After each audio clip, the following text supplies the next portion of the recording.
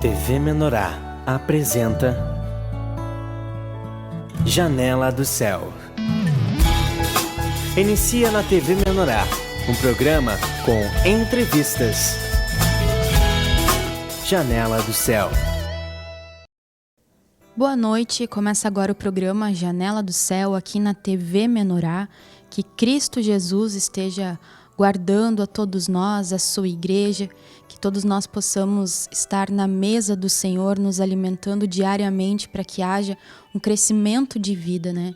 E que todo esse alimento que nós estamos ingerindo seja para nossa edificação espiritual e não para um conhecimento apenas, né? Que todos nós possamos deixar que Cristo possa trabalhar, metabolizar essas palavras dentro de nós, venhamos aceitar todos os arranjos do Senhor, porque são nas experiências em que nós podemos experimentar a palavra de Deus. São nas experiências que nós temos de situações, de tribulações, em que nós podemos praticar tudo aquilo que nós temos recebido da parte do Senhor. E é por isso que existem os testemunhos, né? As experiências com Cristo, de receber a palavra e praticá-la. E é isso que vai nos capacitando, vai nos aperfeiçoando diariamente, nos dando cada vez mais esperança e fé em Cristo Jesus. E hoje nós estamos aqui mais uma vez com a presença do nosso irmão Sérgio Alves, que vai participar mais uma vez do programa Janela do Céu, como você tem assistido durante outros 2 programas que nós tivemos, para que nós possamos receber um pouquinho, né, dessas experiências de vida que o nosso irmão já tem. São 28 anos, né, com Cristo nessa caminhada, então há muitas coisas para nos relatar. Tudo bem, irmão Sérgio? Mais uma vez, assim, eu agradeço a Deus por essa oportunidade de poder colocar as experiências desta restauração do Senhor, a qual participo pela vontade de Deus e pela misericórdia do Senhor. Temos crescido e amadurecido na fé, e toda essa experiência passada é muito difícil de relatar. Enquanto a gente é novo na fé, fica fácil de relatar as coisas. Mas depois que o Espírito Santo começa a usar a gente no específico, que é o ministério de fundo que a gente tem, fica difícil você concatenar as coisas antigas com as coisas recentes, né? Então, já peço que perdão aos irmãos, porque às vezes fica sequelado a sequência dos assuntos e o andamento, né?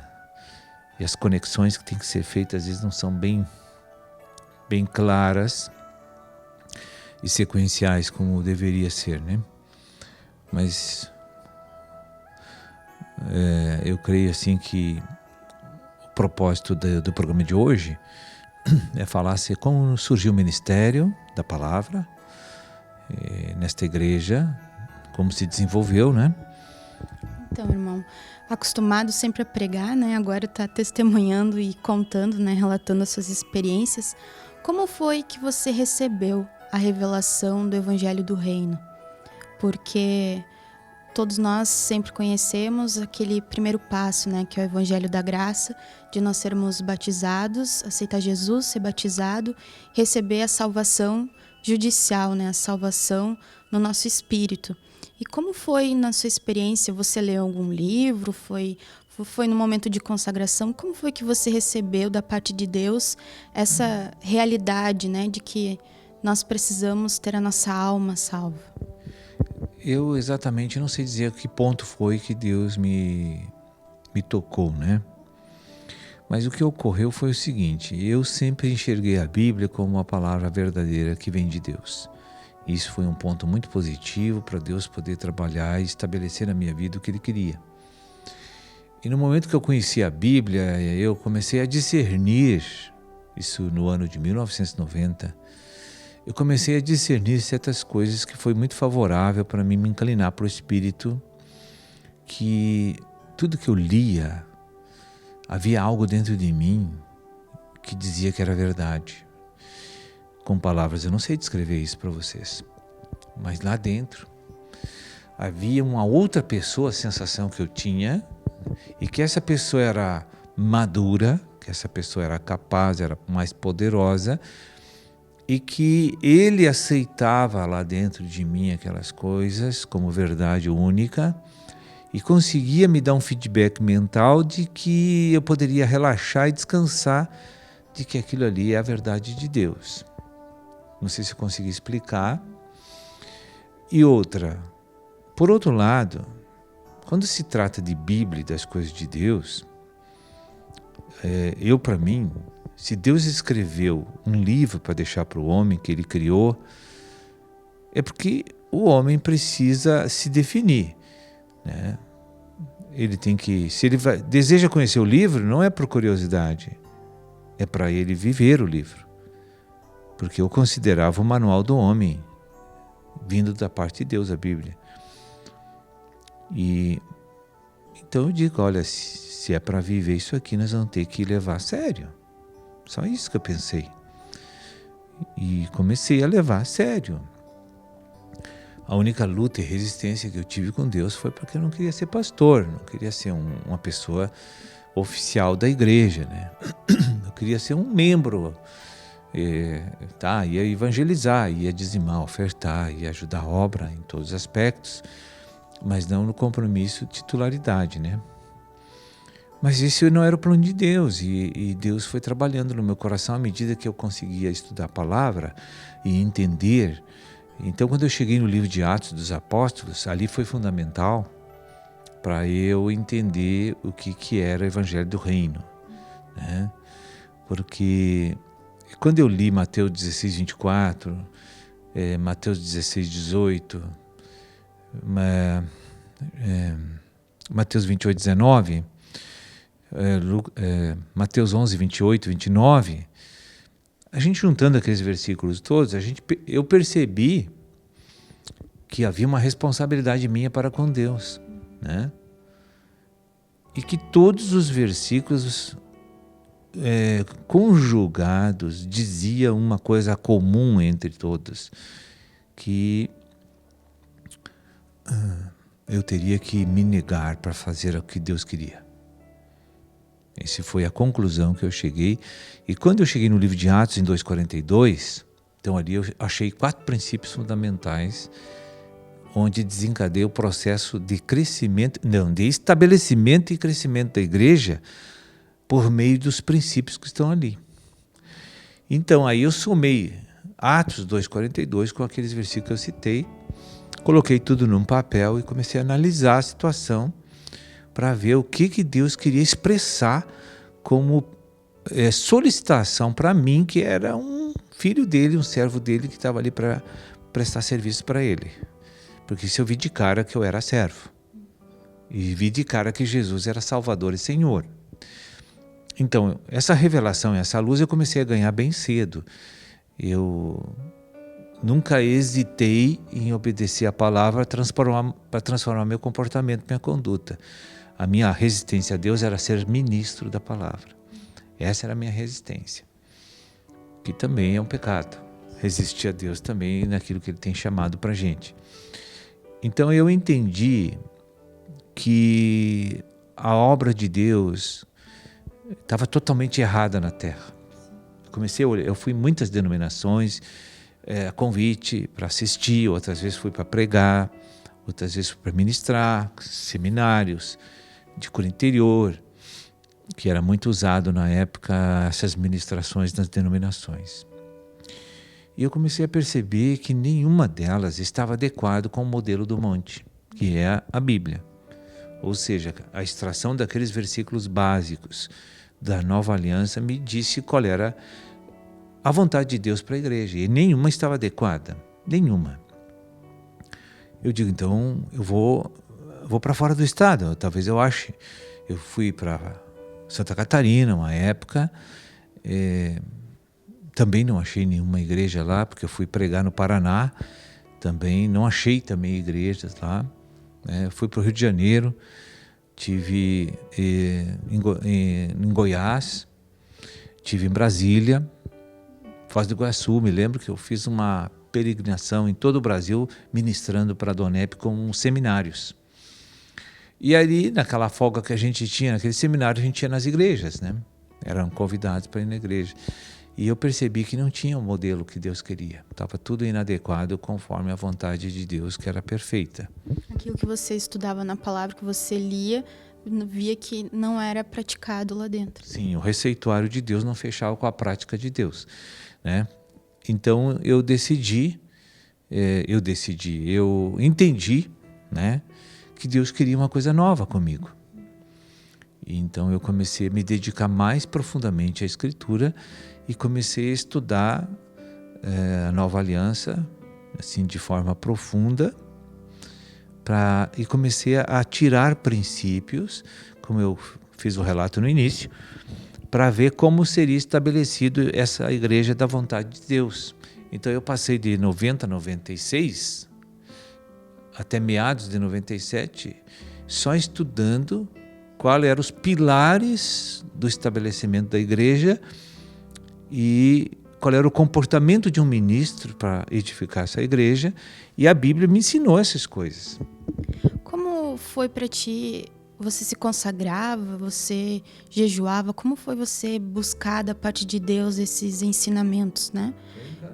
Em casa, na Bíblia. Eu ia para o monte, ficava 3 dias lá, só estudando a Bíblia, no meio do mato, onde não tinha nada, não tinha ninguém. Pagou um preço, com certeza, né? De jejuar, de se afastar das coisas do mundo para ser um servo do Senhor, como chamado do ministério da palavra. Eu tinha muito jejum semanal, de 24 horas, com uma refeição cada 24 horas, 3 vezes por semana. Trabalhando, tudo no secular. E foi um programa assim, de muita oração, e até vou atribuir que o estabelecimento e o entendimento da igreja foi devido ao grande número de orações que eu fiz clamando a Deus para que me guiasse e que eu fizesse uma coisa da sua vontade e não da minha. Porque o inimigo, o Sambalás e os Tobias vinham, né, e diziam que eu estava louco. Que eram crentes mais maduros que participavam de outras organizações que não aceitavam a visão que Deus tinha me dado, que eu tinha extraído da Bíblia e da igreja primitiva, que é a igreja original, é a igreja que Jesus deu como modelo, como protótipo de todas que viriam depois. Então eu estava convicto, mas os ataques externos eram muito fortes. A gente assim, muito doméstica chegava para mim e dizia assim: olha, nós temos assim, muito respeito por ti, tu é uma pessoa estudiosa, tu é temente a Deus, mas a tua visão está equivocada, não é essa a visão de Deus e da igreja. Eu tive vários enfrentamentos assim, de pessoas com 20 anos na fé, 30 anos na fé, que participavam de outras denominações e que não aceitavam essa visão que Deus me deu. Os pastores riam da minha cara quando eu falava o Evangelho do Reino, né? Quando eu me reunia nas reuniões pastorais da cidade, eles não aceitavam isso e diziam que isso não existe, eles chegavam a dizer para mim. Aí chegou um ponto assim, de tanto ataque, né, que a gente começa a duvidar também, será que eu estou certo? Essa gente é bem mais antiga do que eu na fé, eu vou orar e vou revisar perante Deus. E fiz isso, né, várias vezes durante esse período de 7 anos. E Deus sempre confirmava: vai em frente, é a minha visão, é assim que eu quero, tu vai lutar contra tudo e contra todos, mas eu vou te dar um rebanho que vai seguir. Eu olhava assim, né? Realmente Deus estava dando um rebanho. E o ensinamento do reino já estava na Donep, né? Nas reuniões da Donep. Então, as coisas foram se solidificando. E em 97, realmente, oficialmente, Deus então me instituiu como ministro da palavra, como ministério apostólico, para fazer não só a edificação de uma igreja em Cachoeira do Sul, como também me deu claramente a autonomia do Espírito para fazer com que as ondas de Cachoeira fossem para outros municípios. Isso lentamente foi se estabelecendo, como Deus falou, como Deus disse. E tudo isso sem nenhuma estratégia humana, né? Nada que foi... Não havia como fazer uma estratégia humana porque eu não entendia. Até conselhos eu recebi de muitos crentes, de organizações, denominações, de como fazer as coisas. Só que eu nunca senti que era para fazer aquilo. e tentavam me convencer de que não era daquela forma, mas quando eu me movia para mudar qualquer coisa naquele sistema que eu estava recebendo, Deus me tocava o coração e me mandava eu declinar daquelas opiniões. Então, eu estudando muito a palavra em casa, e aí tudo que eu falava, na verdade eu não entendia do que eu falava, né?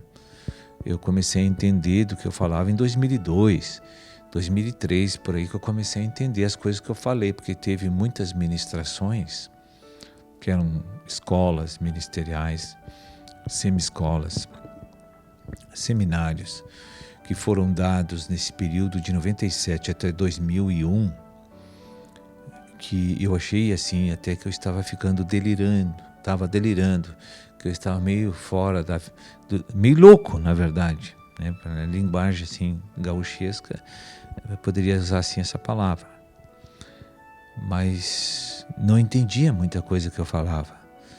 Mas aquilo era uma coisa assim que fluía de um jeito que eu não conseguia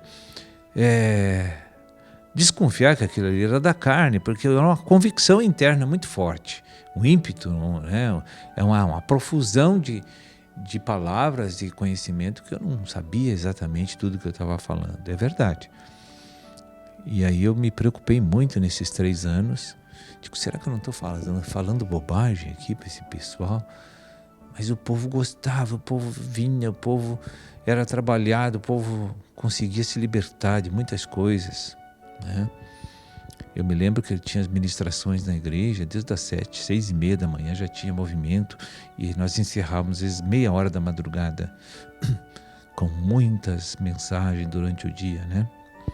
Com o ministério da palavra assim, fluente, você preparava alguma coisa em algum momento, até nos dias de hoje, porque são por semana, acho que mais de 15 mensagens, né? Fora todos os atendimentos, as terapias. E às vezes até muitas pessoas pensam, ele deve fazer um esboço antes, né? Preparar alguma coisa, ter uma intenção, não, hoje eu vou pregar sobre determinado assunto. Como é esse fluir do ministério da palavra, né? Além da consagração que o irmão já compartilhou, de chegar ali na frente e às vezes as pessoas até imaginam que é preparado alguma coisa, que é falado algo específico ou direcionado alguma coisa, mas ou não, né? Como que se dá esse fluir do Senhor? No início eu tive orientações de pastores denominacionais que eu tinha que sentar e escrever a prédica. Aí fui fazer isso, né? Porque vou escrever um esboço, vou deixar na minha frente, não fluía nada. Tentei isso por 2, 3 meses. E eu vi que o Senhor não fluiu e não fez nada. E aí fui orar. Digo, Senhor, não é assim então? Aí ele me deu um versículo, que era para me apresentar para ele, abrir a boca que ele me encheria. Isso ele me deu essa palavra. Aí abandonei aqueles papel tudo, né? Digo, esquece isso aí. Isso aí está só me amarrando. E voltei a fazer do jeito que ele tinha me ensinado. E aí começou a fluir cada vez mais, né? E até hoje está assim. Deus nunca me dá assim, não permite que eu faça esboço, porque eu entendi que Ele é responsável para ensinar o povo e eu sou apenas uma ferramenta. Então, a obra do Espírito. É verdade, né? Nós não podemos deixar que essa a mente natural, né, humana, venha influenciar naquilo que é puro do Senhor, né? Porque Deus usa o ministério da palavra para trazer a semente, né? E através dessa semente todos devem regar. E como que você se anima assim a 28 anos entregar essa semente, né? E até não obter os resultados que se espera? Como que Deus, ou você procura ter uma esperança assim, né, no Senhor, para estar todos esses anos perseverando, liberando, se consagrando, pagando um preço para que essa palavra chegue pura até as pessoas, entregue essa palavra com pureza, que é pelo Espírito, né? Não pela uma mente natural, e às vezes até nem colher os resultados, né? Como que você tem ainda esse gás, assim, essa graça do Senhor? Só por Ele mesmo, viu? Porque eu tenho por praxe, assim, desde que eu comecei, nunca olhar para as pessoas que estão na minha volta, assim, para Cristo. Eu tenho este hábito. Porque são 28 anos falando a mesma coisa, né? O mesmo assunto, e incentivando. Claro, ele houve aprofundamentos, né? Mas sempre falando, entregando essa semente. Mas é justamente por isso, porque não é eu que faço, por isso que eu não fico irritado, entende? Porque é o Espírito que me dá tudo de graça e aquilo não me cansa, aquilo me renova. Então a repetição dos assuntos, mudando estratégias cada vez que vai falar, na verdade eu me renovo naqueles momentos, eu tiro vantagens desse trabalho, desse operar do Espírito. Eu recebo graça dele quando eu estou falando. Então, como eu sei que não é meu, então me parece que me dá uma leveza, assim, né? De não me irritar e não cobrar nada de ninguém. Porque a obra do Espírito é Ele que está fazendo, eu tenho convicção de que eu não tenho que questionar por que o povo não se converteu, por que não aconteceu isso, por que não gerou aquilo, porque a obra do Espírito não é minha. Então, essa clareza mental me ajuda muito a perseverar sem ver resultados aparentes. E com todo esse conhecimento e essa graça, né, que você recebeu de ter essa palavra pura, teve algum momento assim que você se sentiu tentado a usar desse dom, desse ministério para fazer o império, né, como muitos ministros, para tentar ter glória pessoal, porque é muito fácil, né, com toda essa graça, essa capacidade, você querer desviar um pouquinho para si, né? Não faltou oportunidade, as tentações foram muitas. Principalmente quando o bolso estava vazio e a dificuldade presente, as privações eram intensas, o tentador se aproxima, né? Então houve assim muitas propostas denominacionais para mim cuidar de igrejas, para mim ocupar cargos que me dariam uma rentabilidade, um retorno financeiro excelente, assim. Mas sempre que eu fui orar a Deus, Deus tancou, não. Sempre era um não, não e não. E eu não fui. Fiquei na peladura, mas não fui. É isso aí, né? Nós temos que perseverar e é um desafio, né? Manter-se no Senhor, sem corrupção, né? E até nos momentos como homem, como todos nós temos as nossas dificuldades, o Senhor sempre está ali nos dando a sua graça. Então, glória a Deus e que nós possamos estar sempre orando também, né? Para que nosso irmão esteja sempre firmado no Senhor, recebendo essa graça. E todos os irmãos, né, que são lideranças, também precisam receber as nossas orações, o nosso apoio, a nossa ajuda, para que todos possam se manter e possam crescer a cada dia mais. Mas nós vamos fazer um breve intervalo, nós já voltamos. Aguarde. Janela do Céu.